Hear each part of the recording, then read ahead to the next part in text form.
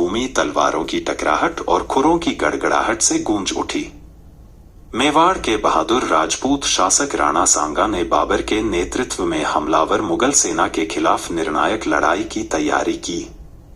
यह कोई सामान्य संघर्ष नहीं था, यह संस्कृतियों का टकराव, इच्छा शक्ति की प्रतियोगिता और अपनी मातृभूमि की रक्षा के लिए राजपूतों के संकल्प की परीक्षा थी। और प्रभावशाली राणा सांगा के शरीर पर घाव के निशान थे जो उनकी बहादुरी का प्रमाण थे। एक हाथ विकलांग था, एक आंख अंधी थी और फिर भी उनकी भावना अदम्य बनी रही। मुगलों के बढ़ते खतरे के खिलाफ राजपूताना को एकजुट किया था। उनके करिश्मा और नेतृत्व ने उनके कट्टर प्रतिद्वंद्वियों को भी उनके साथ जुड़ने के लिए प्रेरित किया था। उनके पक्ष में उनके भरोसेमंद कमांडर डूंगरपुर के रावल उदय सिंह खड़े थे, जो अपनी तेज रणनीति और अटूट वफादारी के लिए जाने जाते थे। रानी का तीसरा केंद्रीय पात्र राजकुमार उदय सिंह राणा सांगा का युवा पुत्र था। हालांकि केवल 16 वर्ष की उम्र में राजकुमार युद्ध के मैदान में अपनी योग्यता साबित करने के लिए दृढ़ था। उनके पिता ने अपने बेटे के दिल में आग को पहचानते हुए, लेकिन आगे आने वाले खतरों से डरते हुए, अनिच्छा से उन्हें अभियान में शामिल होने की अनुमति दी थी। कवच और जीवंत पगड़ी पहने राजपूत सेना खानवा के मैदान में एकत्र हुई। राणा सांगा ने अपने योद्धाओं को संबोधित किया।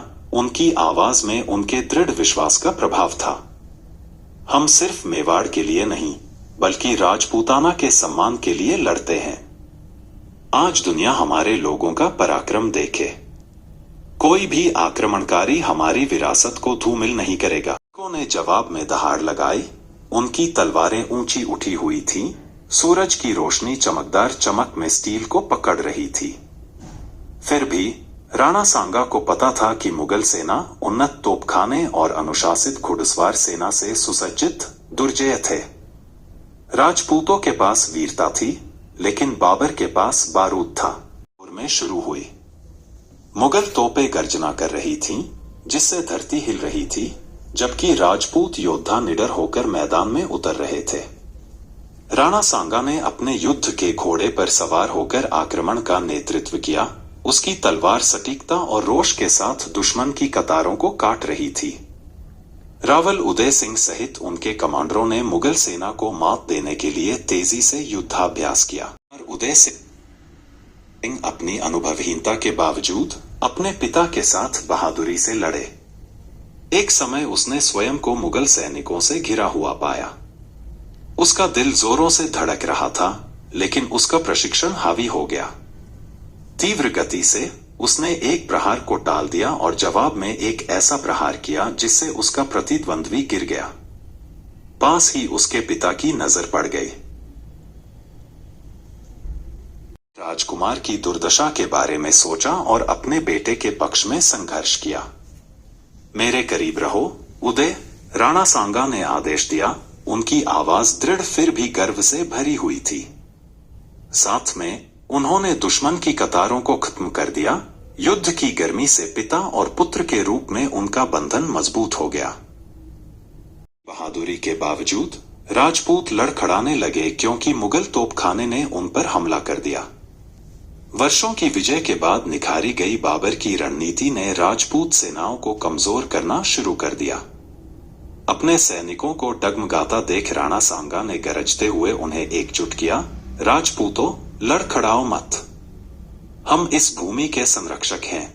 हटने का प्रभार, यह सुनिश्चित करते हुए कि शेष राजपूत सेनाएं संगठित तरीके से वापस चली गईं।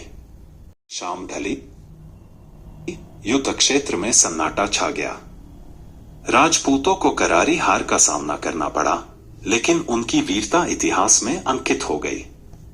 यद्यपि राणा सांगा को उसके वफादार लोगों द्वारा युद्ध के मैदान से दूर ले जाया गया था, फिर भी उसने एक और दिन लड़ने की कसम खाई।